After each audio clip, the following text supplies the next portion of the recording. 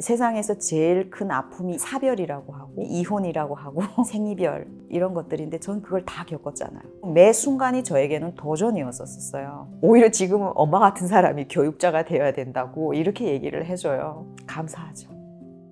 안녕하십니까. 이음연구소 대표 조현정입니다. 반갑습니다. 이음연구소라고 해서 단체를 제가 2020년에 설립을 했어요. 저희랑 같이 뜻이 맞는 몇 분이서 같이 공동으로 북한 사회과학 연구 분야 쪽으로 기존의 연구에서 연구되지 않은 분야들을 계속 저희가 이제 발굴해내 가지고 연구를 하는 거죠. 사실은 그때 생각하면 제일 가슴이 아팠던 게 저를 외할머니가 키우셨어요. 그래서 외할머니하고 함께 살아야 되니까 이제 장사미천이 필요했어요. 돈을 벌어야 되니까. 3개월을 일하면 열심히 일하면은 한 중돈 1,000원 정도 벌면 그 당시에 다시 북한으로 나가서 이제 집도 사고 장사미천도 마련하고 할 수 있다고 들었어요. 그래서 처음 이제 그때 두만강을 건너게 된 거죠. 그렇게 할머니하고 3개월을 약속을 하고 두만강을 건넜는데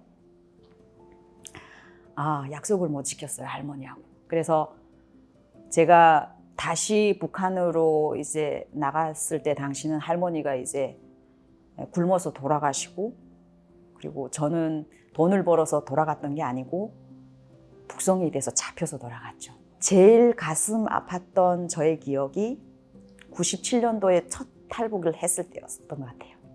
갑자기 울컥하네요.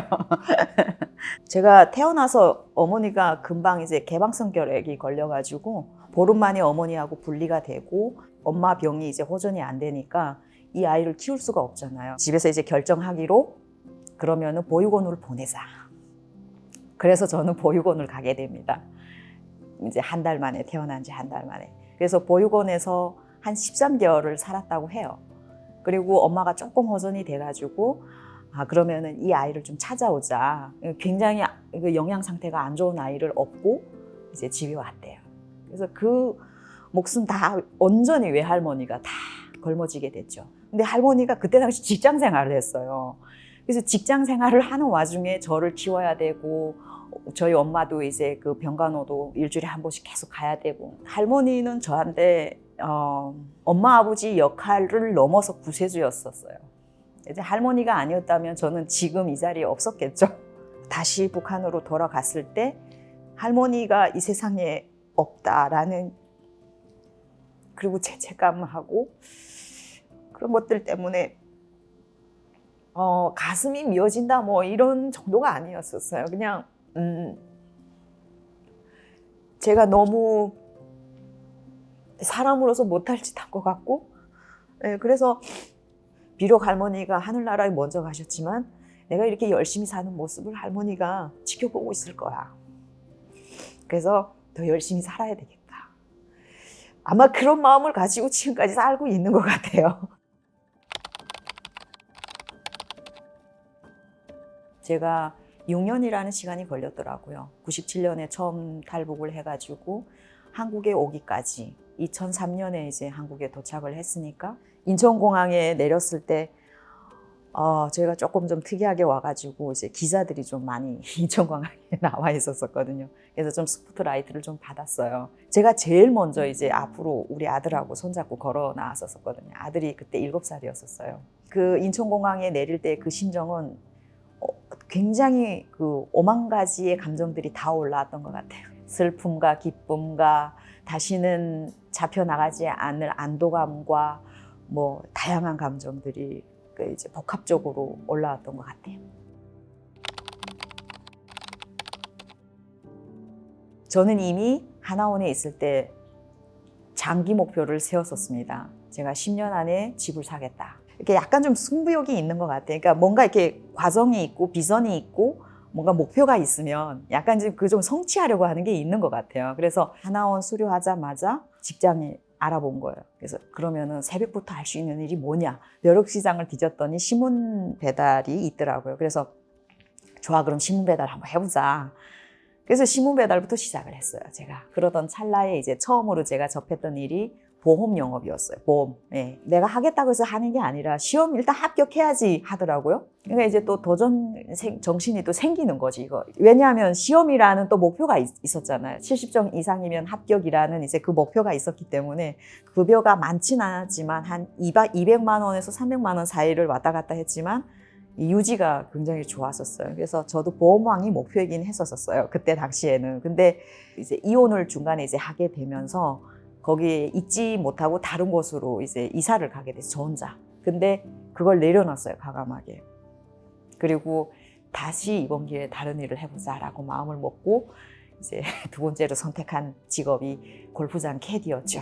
제가 이제 처음에 하나원에 나와서 지방에 집을 잡다 보니까 지방은 한 그때 당시 2억 정도면은 집을 살 수가 있었어요. 그러려면은 제가 한 달에 꾸준히 300은 벌어야 되겠다. 월 300 버는 직업이라고 검색창에 쳤어요, 인터넷에. 그랬더니 캐디라는 직업이 반짝반짝 뜨는 거예요. 그래, 이걸 하자. 이제 그렇게 마음을 먹은 거죠. 그냥 무대뽀예요, 그냥. 뭐, 아는 게 없으니까. 골프장에 정착을 해가지고, 한 6년, 만 6년을 이제 골프장에서 일을 했죠. 그러면서 거기서 이제 집을 샀죠. 돈을 모아가지고.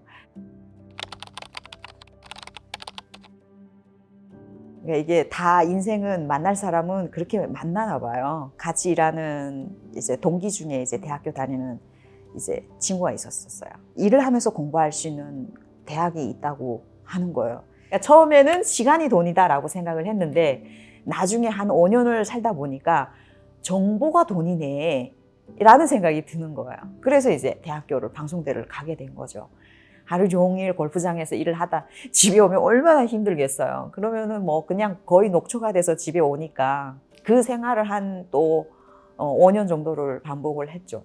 그래도 한 번도 휴학을 안 하고 4년 만에 딱 졸업을 했습니다. 공부를 하다 보니까 공부가 너무 재밌는 거예요. 허기진 거예요, 배움이. 그래서 대학원을 이제 가기로 결정을 한 거죠. 19년이 그냥 1년같이 지나온 것 같아요. 언제 이렇게 19년이 지나왔지? 근데 이렇게 지나온 시간들을 쭉 뒤돌아보니까 정말 내가 마이웨이를 했구나 라는 생각이 많이 들더라고요. 근데 그 순간순간에 얻어내는 성취들이 있잖아요. 이런 성취감들이 계속 저를 앞으로 나아가게 했던 것 같아요. 지금 생각해보면 참 조현정 잘했다. 너의 선택에 네 스스로가 믿음을 가지고 계속 앞으로 나아간 거에 대해서 널 칭찬한다. 항상 제가 스스로에게 그렇게 생각을 하고 있습니다.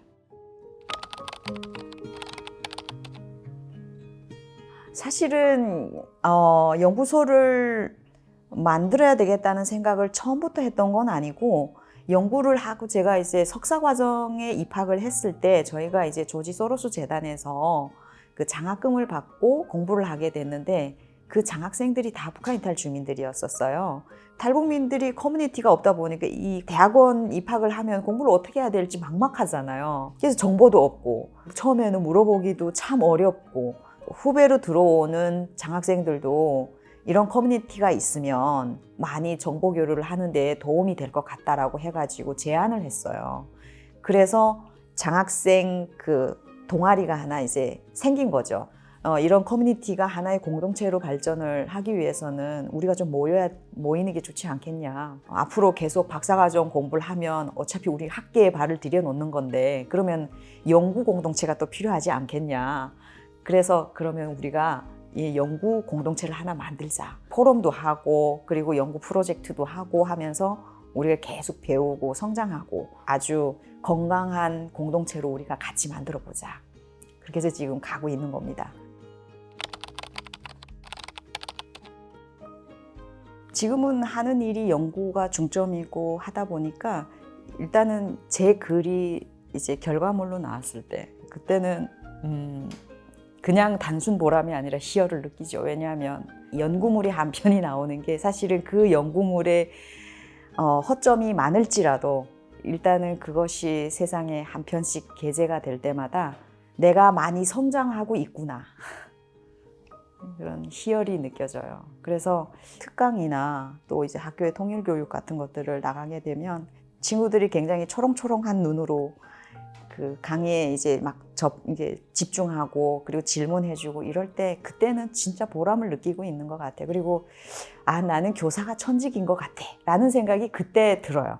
그리고 정말 그 아이들이 꿈을 꾸고 싶어 할 때 제가 그들에게 이제 조금이라도 디딤돌이 될 수 있다면 얼마나 좋을까. 사실 그런 생각을 늘 하고 있는 것 같아요. 이혼을 하면서 아이하고 한 5년을 한국에서 이제 이별을 했었어요. 아이를 또 볼 수 없는 환경이 되다 보니까 죄책감이나 이런 마음이 힘든 것들이 있어요. 그래서 얘가 3학년, 10살 때 이혼을 했는데 15살, 16살 때 만났어요. 그래서 겨드랑이 밑에 왔던 애가 이제 15살이니까 저보다 키가 커서 나타난 거예요. 너무 서먹하더라고요. 근데 엄마라고 찾아왔더라고요. 그래서 저는 그 아이한테 너무 감사했어요. 지금도 감사해요. 또 울컥하네요. 이 아이를 키우는 동안 언제 한번 편안한 환경이 한 번도 없었던 것 같아요. 그리고 한국에 와서는 부모라고 하는 사람이 아이를 책임을 져야 될 사람이 저는 제 책임을 다 못한 것 같아요. 그리고 이 아이가 어느새 이렇게 벌써 27살이 됐는데 지금은 저랑 같이 있거든요. 서울에서 대학교를 공부를 이제 대학을 다니다 보니까 그리고 군대도 갔다 왔어요. 해병대 갔다 왔어요. 네. 자랑. 지금 4년째 살고 있는데 지금 많이 편해졌어요. 그리고 엄마의 삶을 응원해줘요. 그래서 너무 감사해요. 저는 진짜. 어쩌면 아이들이 더 너그러운 것 같아요. 어른보다. 그래서 제가 그 아이한테 많이 배우기도 하고 그리고 오히려 지금은 엄마 같은 사람이 교육자가 되어야 된다고 이렇게 얘기를 해줘요. 그래서 참 고맙죠. 세상에 어떤 사람이 저에게 이제 저를 인정하고 칭찬하는 것보다 이 아이가 저한테 해주는 그 한마디가 너무 고맙고 그리고 감사하죠.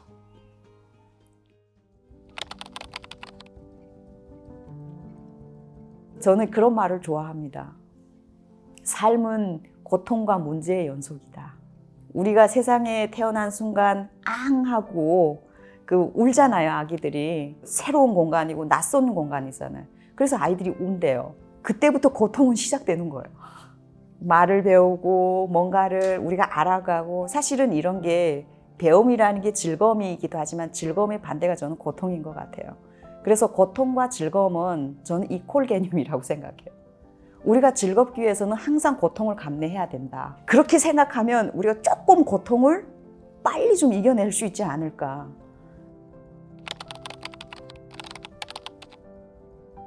제 궁극적인 목표는 저는 이제 대학에서 학생들을 가르치는 일을 계속 하고 싶고 그리고 학자로서 열심히 더 연구를 하고 싶다라는 것이 제 지금 가장 첫 번째 목표예요.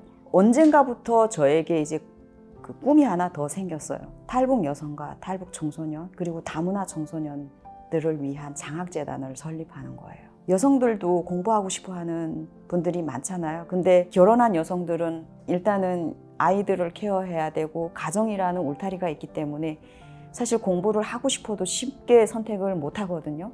그리고 자신에게 투자를 할 수 있는 돈이 없어요. 아이들에게 먼저 투자를 하고 살림에 보태고 하다 보면 정작 자신을 위해서 쓸 수 있는 게 없거든요. 그래서 그런 여성들에게 저는 좀 더 배움을 주고 희망을 줄 수 있는 그런 사람이 되고 싶어요. 그래서 엄마가 행복해야 아이들이 행복하기 때문에 그 엄마들이 행복한 세상에 저희가 조금 기여를 해보고 싶어요.